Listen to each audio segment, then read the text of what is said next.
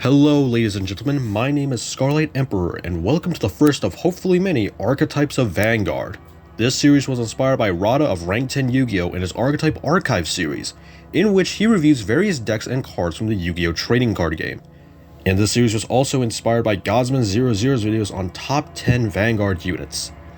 I will be doing a similar style video like those two, however, in a different sense since no other Vanguard tuber has done something like this, at least to my knowledge.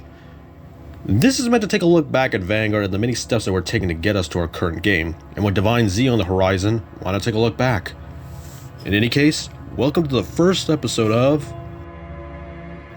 I was gonna call this Archetypes of Vanguard, but that just sounds lame. If you guys have a better naming convention in the comments, then I'll use that, but in the meantime, we'll just leave it as filler. So yeah, let us begin with one of the first ever decks in Vanguard. Overdress specifically. Bastion. Originally released at the start of the Overdress series and format, Bastion was released as a start deck alongside 4 other start decks, collectively calling themselves the 5 Greats. And boy did the title live up to the expectations. Bastion was the second one out of the 5 released, by set numerically, and under the start deck name Apex Ruler. He was used by best boy of the entire show, Toya Ibata. Bastion as a deck is not necessarily an archetype by name, unlike Sylvanhorn Beasts or Diablos, but by effects.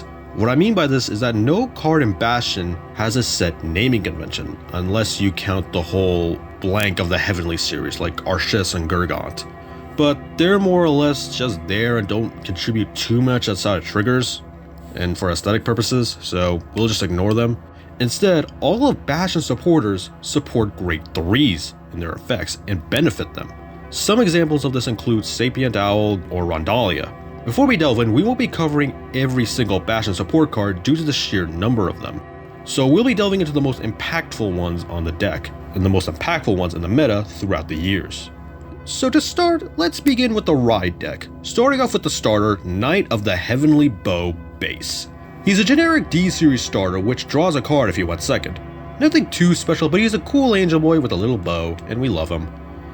The grade 1 Knight of the Heavenly Sword Fort. His skill is auto. When this unit is rode upon by Knight of the Heavenly Spear Rooks, cost, reveal 2 grade 3 cards from your hand, call the top card of your deck. Act Rearguard once per turn, counterblast 1, and add 5,000 power to one of your grade 3 Vanguards until the end of turn.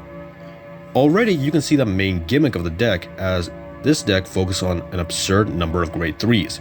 Revealing 2 grade 3s to call the top card of your deck is by far a unique lottery effect, which the game hasn't really seen since V-Series' great nature.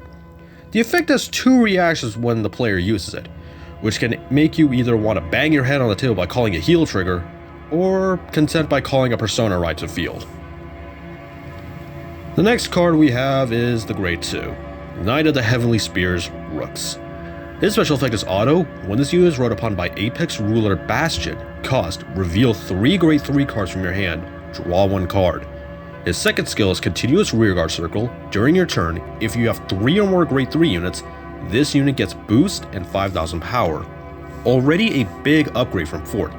Revealing 3 grade 3s for a free +1 is pretty good, and with the amount of support that was released later on throughout the years, this effect is made even better and easier to use, and with the secondary effect not being bad at all. A 15k booster can lead to big numbers, and if you run multiple Rooks, then you're going to have some pretty decent attacks, as all you need is a full front row of grade 3s. That includes the Vanguard too, so all you need is 2 grade 3 rear guards in your set. Finally, we move on to the main boss unit himself, Apex Ruler Bastion. And boy did this guy do work back in the day, and I'm pretty sure he's still doing some work right now. His skills are Continuous Vanguard Circle. During your turn, all of your grade 3 units get plus 2,000 power. His second skill is Auto Vanguard. Once per turn, at the end of the battle, your drive check reveals a grade 3 card. Cost, discard 1 card from your hand, stand one of your rear guards, and that unit gets 10,000 power until the end of turn. 2 very simple yet very strong effects for the time. If you had a whole board of grade 3s, or at least a combination of grade 3s and Rooks, you had a full board of 15k attackers and or boosters, making for massive columns.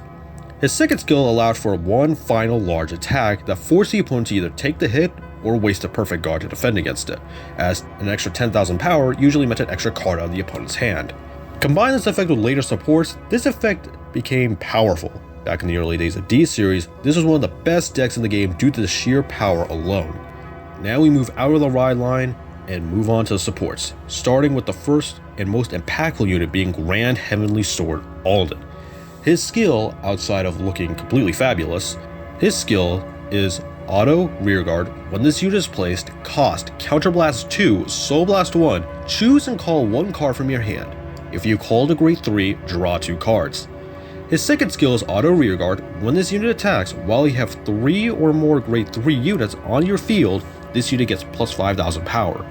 This card was released in DBT-01, Genesis of the 5 Greats, a booster set to boost the power of the original 5 start decks. And he made a large impact on Bastion and the entire meta. A free draw 2 replacing himself and the called unit was a very powerful effect, and on top of that, he was a very powerful attacker on top of it all, as his power increase skill was not once per turn. So Bastion withstanding him and then attacking with him again already makes for a 35k column. This card has been a staple in Bastion for quite some time and it's always nice to see him. His costs are rather pricey, but for an extra draw, it's kinda worth it. He isn't run as often anymore due to the deck space and being somewhat of a brick occasionally, but still finds a way to stay in the deck as a nice tech option of 1 to 2 of 2 to 3 if I mean. In fact, he was so popular he got his own spin-off deck, which we'll cover in a later episode. Now we move on to something a little bit different. The order card Form Up O Chosen Knights. A grade 3 normal order with play this card with cost Counterblast 1 and Soul Blast 1, and you apply the following effects based on the number of grade 3 units on your field in sequence. 2 or more grade 3s, choose one of your units and it gets power plus 5,000 until end of turn. 3 or more, draw 1 card. 4 or more, choose one of your Vanguards and it gets plus 1 drive. A myriad of beneficial effects for just playing Bastion normally. This card was ran as a 2 of, since its effects are so powerful for the time of Bastion that it was even able to contend with Seraph Snow and its card advantage. The only issue with this card is that it was a normal order, making it a slight possibility to call this card off of Fort's skill. And since you can't call orders as units normally, the order is sent to the drop zone instead of the hand, so it's ran as a 2 of. If you have the space for this card, then go ahead and add it. The extra pressure and card draw is nice, and damn, is that what Bastion looks like from the side angle? That is very confusing from its original art. Huh. And why does Alden look like he wants to get a lot more personal time with Bastion after Refurzo's leaves the meeting? And I'm gonna now think about this and move on to our next knight. Our next knight is not a knight at all. Huh. You'd think in a nation composed of humanoids in armor that all their supports would be knights, or at least knights on horseback or something. But nope, instead it's an Abyss Dragon. And it was released in DBT-01 with Alden. Huh. Alright then, I don't judge. Meet the ferocious Dark Strain Dragon. This unit's special ability is Act, Rearguard, Soul Blast 2, all of your grade 3 units can boost. Simple, straightforward, and pretty easy to grasp. However, this effect single-handedly made Bastion players play pure grade 3 builds, as having a full board of grade 3s allows for massive attacks. It also makes use of Alden calling a stray grade 3 to the back row. This guy, gal, ambiguous generalist creature, I don't know, isn't run as much anymore due to the high cost and the fact that there are better cards now, but is a good budget option if you maintain the soul count. You know, it's actually kind of sad. Darkstrain has such a cool aura but was delegated to a support for Bastion. Is this some kind of allegory to how people are destined to enslave creatures, making them into domestic pets for mortals? Or is it not to judge a book by its cover or you'll be disappointed? I don't know. There's a lot of things I don't know. Like how a woman gives birth. Does a man have to sit on the egg for 9 months before it hatches, or can the man take over? I don't know, and I don't know where this joke is going, but all I know is that this cool dragon looks so sad and it's wasted artwork and potential. On a less philosophical and confusing note, let's move on to the next trading card. Here's Heavenly Shock of Distinction Lagrele. This card made Bastion unique. Auto Rearguard. When this unit attacks a Vanguard, cost Counterblast 2, rest any number of rear guards, and this unit can perform drive checks until the end of that battle, and gets 5,000 power. At the end of the battle, if you rested 3 or less rear guards, discard 3 cards from your hand. If you rested 1 or less cards, discard 2 cards from your hand. Now, already a lot to unpack here. If you're confused as to how this skill works like I first was, Then here's a simple example. When he attacks, rest any amount of rear guards. Then, at the end of the battle in which he attacked, if you rested 1 card, discard 5. If you rested 2 cards, discard 3. If you rested 3 cards, discard 3 again. If you rested 4, you discard nothing. It's a very convoluted way of phrasing the effect, but for what's worth, it's kinda simplistic. This card was released in DBT-03, Advance of Intertwined Stars. It's somewhat lackluster set as it didn't have much to work with in terms of upgrades to the main 5, but it did have a lot of powerful cards that made decks significantly stronger, being the same set as Virina Expecta, Diablo's Returner Derek, and Lagrele himself. Now to explain the implications of this card made Bastion a 4 to 5 card draw engine, that's the best way I can phrase it, as when Lagrele does his drives, if he reveals a grade 3, that counts as a drive check, and Bastion sees it and is able to restand a unit. And that isn't including Bastion's drives and potential triggers and draw power. So if you rest all other rear guards for Lagrele and activate 4 Muppo Chosen Knights, a decent order for Bastion like we mentioned, you'll have 5 drive checks for the turn, and 3 very decent attacks. This playstyle is a unique version of Bastion that was made even better with the next card we'll see.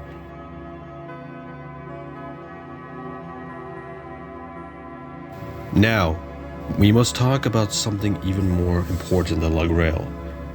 We must talk about the final summit, the final apex. Apex Surpassing Sword Bastion Prime.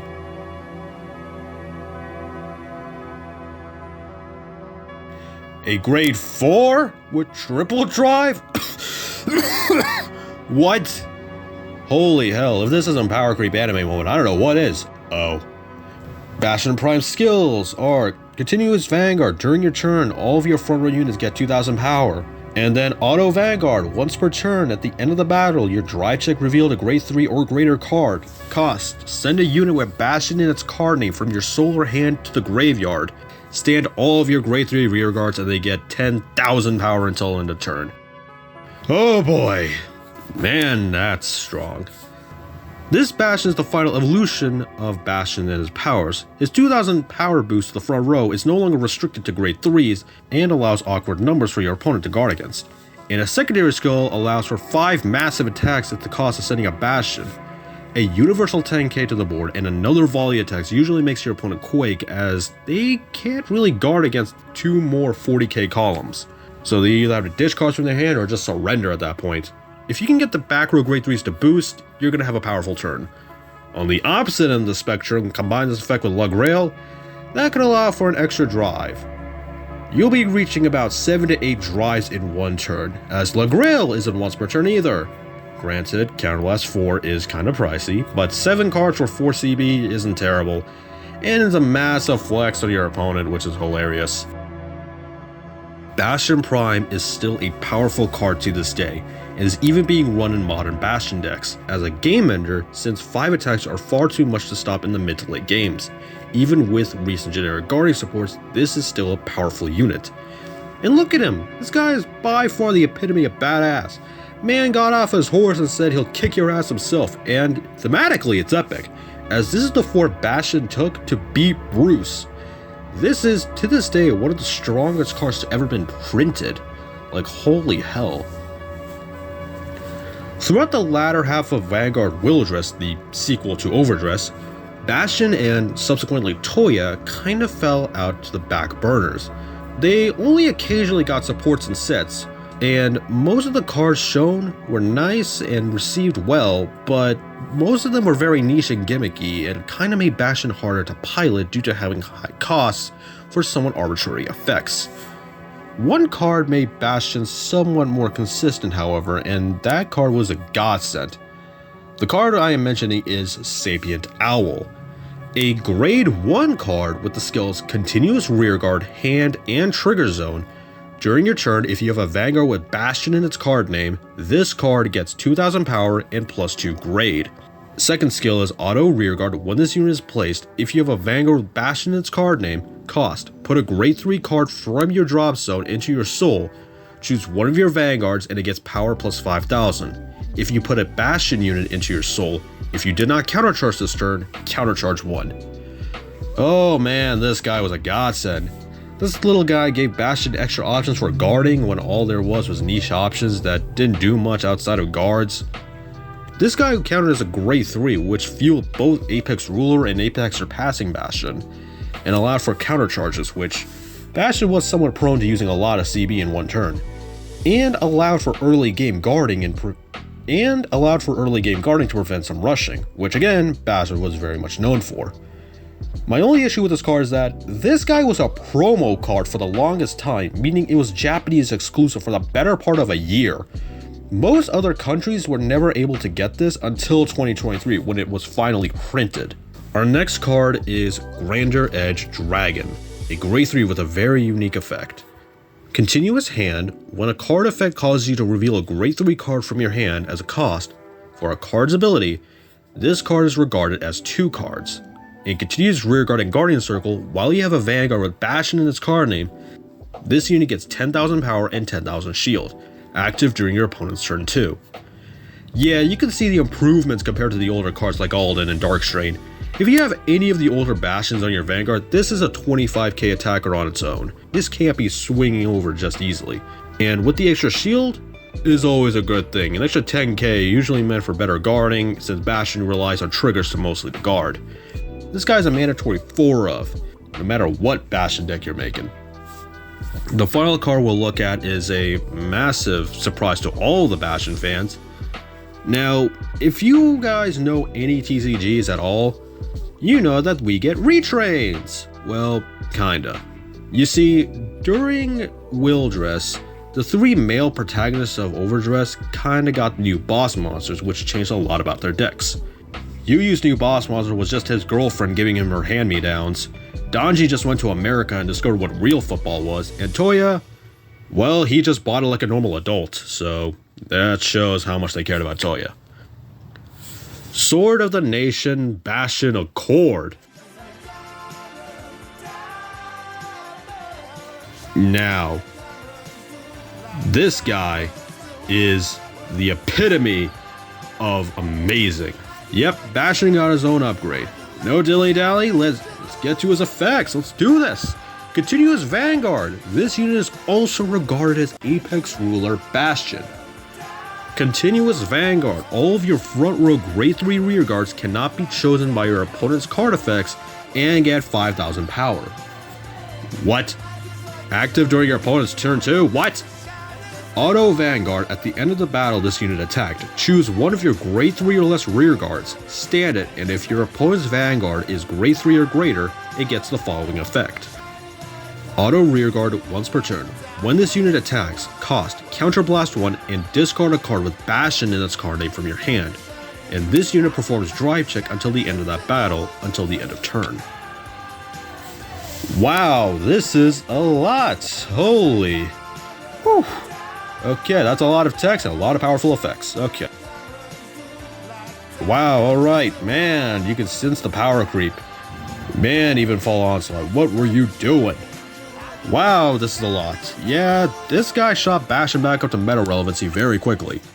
His first skill allowed for a pure Persona Ride build, which relied all on grade 3s, or you could just entirely cut Apex Ruler out for him as he's just a straight up upgrade. His first skill works with all Bastions, including Ruler and Prime specific supports. His second skill allowed for added protection from decks, as a certain dragon was created that forced most decks to find some form of protection. And the extra power boost was nice as well, as to keep opponents away from rearguards. His third skill is a combination of Primes and Apex Ruler's freestanding skills, but slightly better. His skill allows for a free 4 attacks at 0 cost, however, his restand skill granting the skill to perform drive checks was nuts, as it allowed for a free +1 to hand after drives from the Vanguard. This made the chances of drawing triggers, or hell, even the overtrigger, even better for Grandeur Edge, as Grandeur Edge was usually the best target for this, making for 2 very powerful attacks in 1 turn, and allow for extra card advantage. This card was able to bring the creativity back in Bastion, allowing for multiple types of builds, one being more catered towards grade 4 rush, or being a pure grade 3 aggro. Bastion as a deck is very strong and very creative. Originally classified as a meme deck referencing Morikawa from the original Vanguard series, it was quickly met with scrutiny. However, it was quickly changed with the support from DBT01 and onwards and quickly made its way as a fan favorite for most players, be it casual play or competitive play.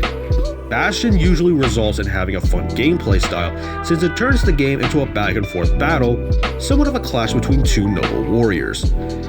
Bastion makes a player think on their feet as to how to guard and how to best be on the offensive.